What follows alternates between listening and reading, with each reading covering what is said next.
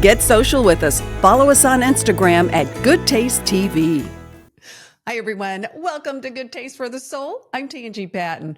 Today's episode is for lovers of Italy. If you crave Italian food, love beautiful Tuscan sunsets, and bold Italian red wines, you're going to enjoy meeting Francesca Montillo. Francesca left the healthcare industry to pursue her love of Italian food and lifestyle. She was born in Italy. She's written some wonderful cookbooks, and she also takes people on fantastic private tours all over the country of Italy. A wonderful adventure. If you're hungry, you'll want to listen in because she tells us about some of her incredible recipes that only take 5 ingredients. And if you're thinking about planning a trip to Italy, she offers some valuable advice.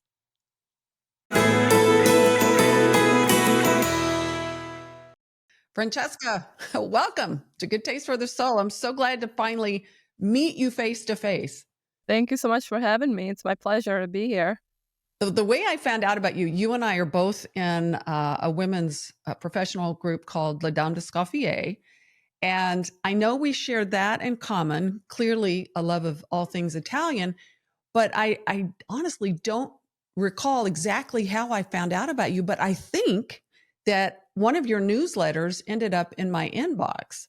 Yeah, And probably through maybe social media. Maybe they did some kind of welcome new member or something like that. maybe so, because I just remember your newsletters come out on Sunday, and I started getting this Sunday newsletter about Italy, and it's just wonderful. I love it. It's well written. The recipes you share are delightful. We'll talk more about that, but anyway, it really is nice to finally get to meet you and hear more about your story.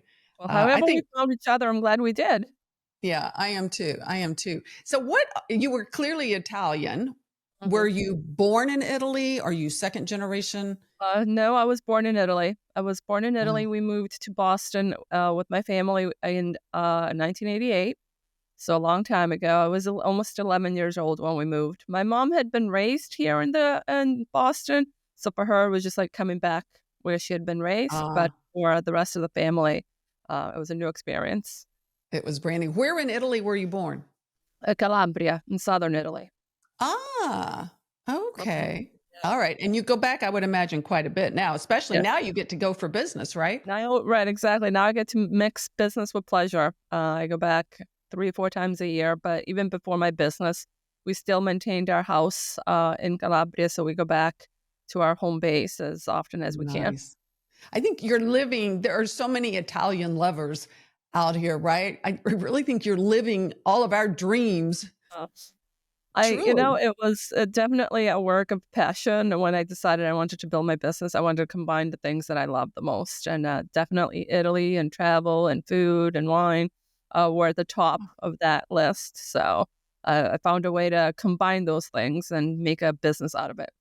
Well, you were originally in the business world, right? And you're still in the business world, but you were in the more corporate side of things, right? I was. Yep. I have a master's in healthcare administration. So for over 20 years, I worked in healthcare. My last job in healthcare was at a Harvard Medical School hospital, and I was there for 10 years. And for a bit, I did both the hospital and my business on the side. It started as a side hustle. How about that? And wow, and what a great full-time business it's turned into. How did you get into writing cookbooks? I found that the best way to share what I know and what I loved was through the recipes. The tours are wonderful, but obviously they have a much higher price point. So not all of my followers are going to be able to potentially join me on a tour. And one way to share my culture and my cooking was through the cookbooks, make it more accessible for people. Your cookbooks, I've seen a couple of them, and just like your newsletters, they're just so well done. I love the titles because the title of each of them really pulled me in. One is called the 5 ingredient Italian cookbook. It looks like this. I'll put up prettier pictures for our viewers, but I love that 5 ingredients. What is it about Italian food that you can pull off these incredible meals with so few ingredients? I think people sometimes too, throw a lot of ingredients into dishes to add additional flavors and whatnot. But with Italian cooking, I feel like you don't really need that. As long as you have good bases, you have good extra virgin olive oil, you have good butter, freshly grated cheeses, you don't need an awful lot of add-ons. You use a basil or parsley, garlic, and onions Mhm. judiciously as you would in your kitchen, and you don't need a lot of creams or sauces or add-ons. Yeah, I as think long as you've got the good ingredients. You mentioned something that caught my attention because we become such a society of convenience, right? So, freshly grated cheese, how important is it to buy the block of cheese as opposed to the store very, bought? very, it's definitely very important. Never buy pre-grated cheese. If you don't have a grater at home, I suggest asking your deli counter to maybe grate it for you, but never buy the one that comes already in the container because my mother actually calls those the Ajax cheese because it's filled with Mm. it looks like a jar of Ajax, right? The green container. It's just fillers, it's wood chips, it's plastics, it's cellulose. It's not the actual authentic ingredient. And Wow. along with my clients, I've learned so much about the world of cheese, the world of prosciutto, and it really justifies the higher cost. That's what I So tell buy people. the block of cheese. Buy the And block what and grate about it yourself. with the garlic? Because I keep fresh garlic on my counter, but I also keep the already minced Yeah. stuff because it's so convenient. But Yes. I'm guessing there's probably a difference between using the fresh Yeah, versus the other. definitely. I don't think I've ever owned a jar of the pre-minced garlic, but again, if you don't want to chop it, get yourself a little tiny garlic press. I actually have one. I use it. I don't use it too often, but when I make meatballs and I want the flavor, but I don't want like chunks of garlic to be found in my meatballs, it's a little tiny garlic press, and it minces it Yeah. so tiny that you don't even see it. And I don't find that to be that much more work than opening up a jar and using the pre-minced stuff. What about And the herbs? That's another one. Things have gotten, we have some great grocery options in Texas with HEB and Central Market. And we can get fresh herbs in the grocery store. Do you think it's worth the extra effort to get the fresh versus the dried? I mean, things like the basil and the parsley, I would definitely say go for the fresh and not the dried. But things like oregano, those I use dry myself. Oh, And really? I use the dry oregano. What I do is I crush it in between my fingers to release their oils. So Yes. it's a little bit more flavorful rather than just throwing it in a recipe. Just rub it between your fingers essentially, and use it that way. But I use some dry, mostly oregano. But the others like basil and parsley, I don't use the. You like to use I the want. fresh. I Well, I like to use. wanted to share some of the recipes with our viewers, and we'll post these online. But I love the way you do your cookbooks. They're so easy and approachable. One of the recipes in the 5 ingredient Italian cookbook is a balsamic vinegar steak. Mhm. Yeah, and again, when I say the five ingredients, just so that your readers and your viewers are aware, I'm going by the assumption that you have some staples at home. So Okay. like salt, extra virgin olive oil, that's not counted towards the five. But this is a great recipe, a great weeknight recipe for meat lovers, using the balsamic vinegar. Yeah, Yeah. I would imagine it adds an interesting flavor. Yes, and that it comes out with a nice glaze that you can mop up a little piece of bread at the end. I love it. And that's the thing with Italian cooking and French too, I guess. You've got to have bread. You gotta have bread, yes. Even like, sometimes even with pasta, when I have pasta, you gotta mop up that last bit of sauce. Absolutely. You don't want to let any of the good stuff go to waste. Yeah, There was exactly. another one, well, there's several in here I thought looked really good. This one is pretty timely and it looks amazing. The Tuscan bean soup. Yes. Well, Tuscany is known for bean eaters. They eat a lot of beans and Mhm. legumes in Tuscany. So cannellini beans is one of their staples in their diet for that region. I make it all the time. Add up some sausage to it. I make it during the wintertime. I have it at least once a week. Oh, If you really? used high quality canned beans, you don't have to worry about pre-soaking them or anything. It takes 30 minutes at most to make a great soup. Well, and it's so easy. The olive oil, but carrots, onion, the chopped parsley, Italian sausage, tomatoes, and cannelli beans canned. Yes, that's it. Yeah, So that's it. simple. Yeah, And it, cannellini beans have really, I think, there's some great quality out there, great quality brands. My mother still used to prefer to use the dry. and you soak them overnight. And those are great too. They have a lot of flavor, but you have to kind of have some pre-thought into that and remember to soak them the night before, which not everybody always does. I usually keep, I think Goya has a great Yeah, selection of beans, and I those are usually my have, go. Yeah, Progresso and Goya are my two favorite brands. yeah, I love the Goya ones. Okay, this is a fun recipe, and it sounds incredibly healthy. Jump in your mouth chicken. Yes. Chicken saltimbocca, that's what it means, jump in your mouth, because it's so good it literally jumps in your mouth by itself. That's It's what a, that means? I didn't that's what know it that. means. That's what it means. Oh, That's how why it's called funny. that. This is a typical Roman way of cooking meat, and you can use it with chicken. They also use it a lot with veal, the thin veal cutlets, and it's just a thin cutlet, some prosciutto, and a butter sauce, again, a little bit of sage. Sage is an Yeah. important ingredient in that, and it's so good it jumps in your mouth by itself. Well, and Which it's just so simple. It's going to be is right. jumping on my counter. I'm going to make this. It just looks so good, and it sounds so good as I well. think, like when I put these recipes together, I always had in mind the working adult who doesn't have so many hours to spend in the kitchen, and something like a chicken cutlet cooks so quickly. Well, or the working mom. I mean, this is so Exactly. easy, and it's so healthy, Yeah. and I think it's pretty, and I think kids would enjoy it. Cut it into small pieces or Very, very whatever. tasty. Yeah. Yeah. So these recipes, in addition to being simple, are very healthy. It's Mediterranean I was just gonna type say that. Yeah. diet, right? I mean, it's just basic healthy food. The other one you have is the 30-minute Italian cookbook. Yes. Classic recipes, fast and easy. Let's see. There's so many in here. The limoncello tiramisu. Mm. Two of my favorite things. Things. Yes. Yeah. Well, traditionally it's made with the espresso, but now there's so many different versions and variations of it. Limoncello is nice for the summertime. I find I make that more in the summer than the winter. And then in the winter, I'll brew the espresso and make the traditional one. But yeah, limoncello. Yeah, we just- made limoncello one year after going to Tuscany. We were so inspired after the Mediterranean there along Positano and all that. And we made a giant batch of it and bottled it for Christmas gifts. it's so And easy. And everybody loved it. Yeah. And yeah. it's better than the commercial stuff you buy if you make it at home.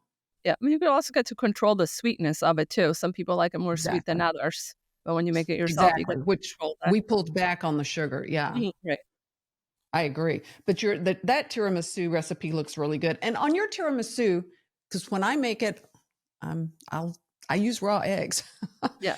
um, So on my website and on the book, I have a way of making the traditional espresso tiramisu without the eggs, because a lot of Americans are more squeamish about using the raw eggs. But when right. so for the published recipes, I alternated my recipe. But I'll be honest, when I make it at home for my family, I use the raw eggs. Do you? Yeah, I buy good eggs, Yes. either a neighbor's yard eggs or organic, Yeah, exactly. and hope that they say organic. They really are. But, Yeah. but so far, Yeah. knock on wood, it's a great dessert. Yeah. It's so wonderful. Another recipe that caught my eye, and again, coming from that same cookbook of 30-minute meals, Italian sausages, peppers, and onions. So basic, Yeah. but it looks so delicious. That's a classic Italian American recipe. I used to make that a lot growing up with my dad, so I have a lot of great memories about that particular recipe. It's used a lot in like country fairs or the summer festivals that they have in Italy. It's just, again, stir-fried sausage, peppers, onions. You can add some mushrooms in there. You can add a little bit of tomato to make it red with some tomato, fresh tomato. Super simple, super delicious. Super easy, and it just screams flavor. I can tell that would be so good. Who taught you to cook? Both of my parents, honestly, both of my parents. My dad passed away when I was 30, so I wasn't too young. So we did a lot of cooking together. He wasn't much of a baker, so I would have to say the baking's more for mom and the cooking equally. Both mom and dad, both my parents loved to cook. Oh, that's such a great thing to pass on to kids, isn't it? Yeah, I remember growing up when we first moved here from Italy. Like I had my new American friends would be like, "You cook every night?" Like, well, yeah, we eat every night, so we were never much into going out to eat. Honestly, it just was never our thing as a family to go out to eat. We would cook together more than going out. to Oh, eat I it. love that. And now you've got all those wonderful memories as a result, Yeah. which is great. What do you think it is about Italian food that is so appealing to so many? I think it's obviously the quality of the ingredients, the ease of the preparation. I mean, you do have some recipes that are more time consuming and lengthy, but for the majority, they're not that time consuming to prepare. And I also think it goes above the food. It's more like the culture Yeah. that's around Italian food. The Sunday dinners, the long times at the table. You're at table for lunch and you're already talking about what you're going to cook for dinner. Those Sunday, those holidays that you don't get up from the table for hours on end. So yes, the food's part of it, but also the family and the environment. And that's, I guess, why everybody loves Italy, right? When you go there, it's beautiful and there's so many variances on the regions visually, but the people are so Yeah. beautiful. The customs are wonderful. Yeah, that's one of the things that I really wanted to portray on the tours is the locals, the vendors, the providers, the home cooks when we do our cooking classes. Meet the locals, and they're all small family-run establishments. So, during a cooking class when we're on the Amalfi Coast, which, as you know, is pretty touristy, we still Yeah. go to these family-run where, the instructor, and then his father comes out, his 90-year-old father comes out to say hello to the group, and his wife's prepping this dish, and his sister-in-law is doing. It's all about the family, which is again when I do my tours, one of the things that I really want to portray and show off to the clients. Well, we should talk about your tours because, like I say, I first met you was online just by getting these wonderful newsletters. And I think it was the topic of Italy, that first pulled me in. And then once you open it, it's so well done. But you do some incredible tours and you do it by region, right? Yes. So what I do is what I think makes what I do a little bit more different than some of the other tours out there is we go in one location the whole week. So we spend a whole week in one region. We're not bouncing around different hotels while we're there. And the main priority, the main scope is food, wine, and culture. So we do cooking classes during the week, or we'll go to the producers where they make the olive oil or the wine or the parmigiano, whatever that. Wherever we are in that region, we highlight those main products from that region. And I think it really gives people a new sense of appreciation for the food and the work involved to get it to our table. We're there for a Absolutely. week and we meet wonderful people during the week. It's Well, that's the a people we meet is the backbone of my business, is what I say. When it comes to Mexican food restaurants in San Antonio, a few names come to mind. Los Barrios, La Hacienda de los Barrios, and Viola's Ventanas. All are family owned and operated local restaurants. These restaurants have been featured on Good Morning America, The Today Show in New York, along with many other national and international programs. The Barrios family have been in the restaurant business for more than 50 years in San Antonio. Come join the fun and become part of the family. Well, I think that is so apparent when you go to Italy. It was Italy, a visit to Italy that launched the idea for the business we're doing now for Good Taste.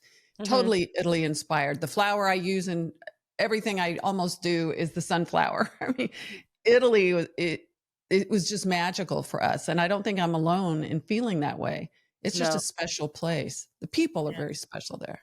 I like to think so, and that's why I started my business. The trips back that my corporate job was giving me were very limited. I was lucky if I could get back once a year, which wasn't enough for me. Oh, I So I can see why not. Do you have a favorite reason? I mean, favorite region? Is there a um favorite place in Italy you like to I go? do. I usually don't like to say what that is because I don't want people to be influenced by well, she said that's her favorite region. I should go there first. Plus, each region is so incredibly different in Italy. You could go to all 20 regions. You'll have different landscape, different food, different cultures. I'm a beach bum, so I do like the Amalfi Coast. I love to Yeah, be it's by the beautiful. water. Tuscany, of course, is everybody's favorite region. I think the food and the landscape of Tuscany is second to none. So my favorite changes depending on the time of year and what I'm craving for food. Is there a time of year, because most people, I think the big travel periods, of course, the summer for kids out of school, but also fall and spring are pretty crowded too. What in the what I think of off season in December, is there a destination you like that time of year? I think something that people need to keep in mind when they do their travels is if you want to go in the off season, like December, January, and February, of course, price is going to be substantially less. But if you Mhm. go in the more touristy spots like the Amalfi Coast, you're going to find everything closed. You're going to find a limited selection of hotels that are even open. All the shops are closed. Daylight, you have no daylight. By 5 o'clock, it's dark. So I would say, if you're going to go in the off season, definitely make sure it's a major city Mhm. that's less likely to have these closures, like Rome. Rome's great in the wintertime. Florence, again, is great in the wintertime. But a place like the Amalfi Coast, I would avoid it in the Stay wintertime away. because stay away. Yeah. Yeah. If nothing's open, that's no fun. That's no fun. Exactly. Plus, too, if So you're going, when it's cold, one of the appeals of southern Italy is the beach and to be absolutely. by the water. And the Yeah. limoncello on a hot summer day. That's right. Yep. A limoncello spritz. Yeah. Yeah, definitely. Now you've got a tour coming up, right? How many of these a year are you doing? Right now, I average about 8. So 8 trips. Wow. This year, I have one private tour. So I try to do 1 to 2 private tours a year. What that means is that this is a group, a family, or a group of friends that want their own private experience that don't want to join one of my other tours. So I'll have 1 or 2 of those a year. And then I have the public tours, or like I call them, which anybody can sign up for. And so this year I have 8 total. And then in April, I'll be going to Emilia-Romagna with a private family.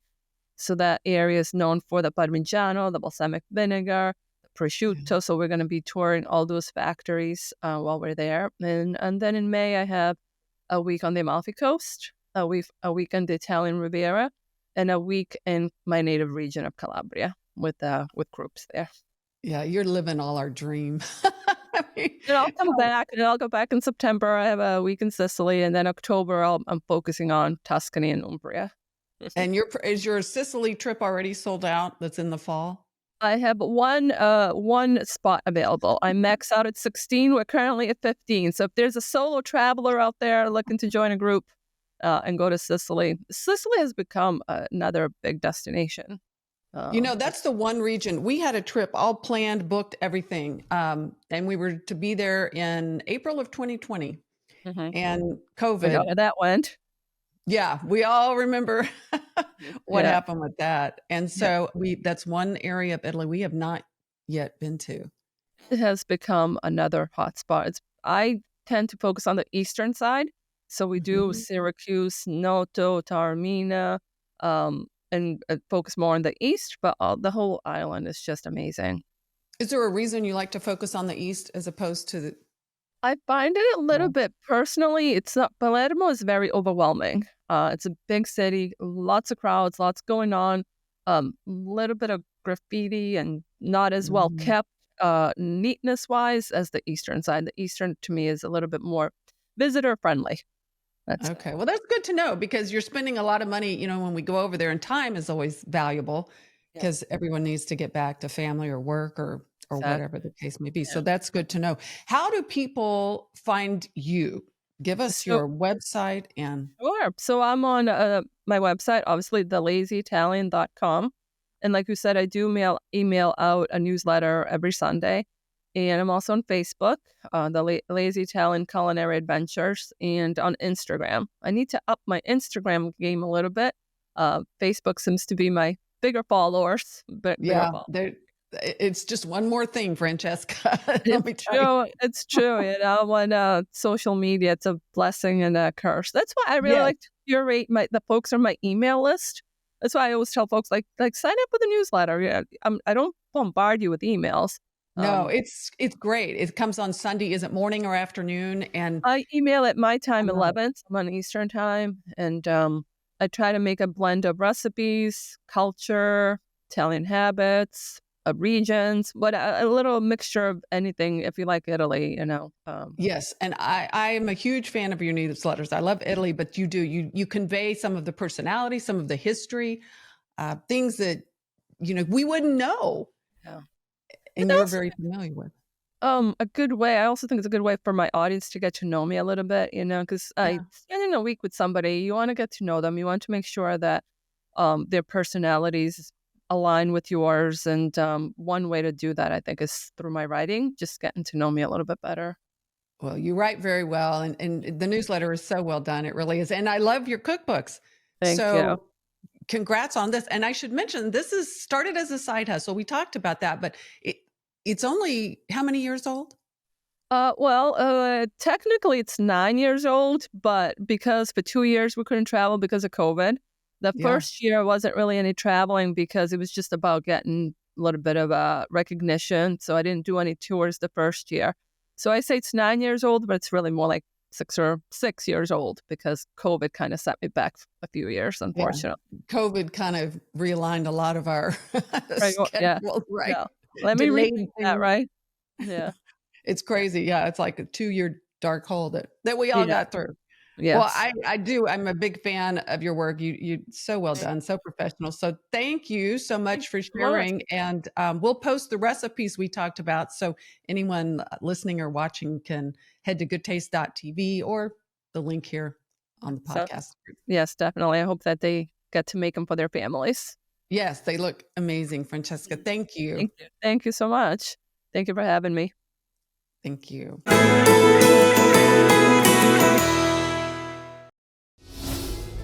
Get social with us. Follow us on Instagram at Goodtaste TV.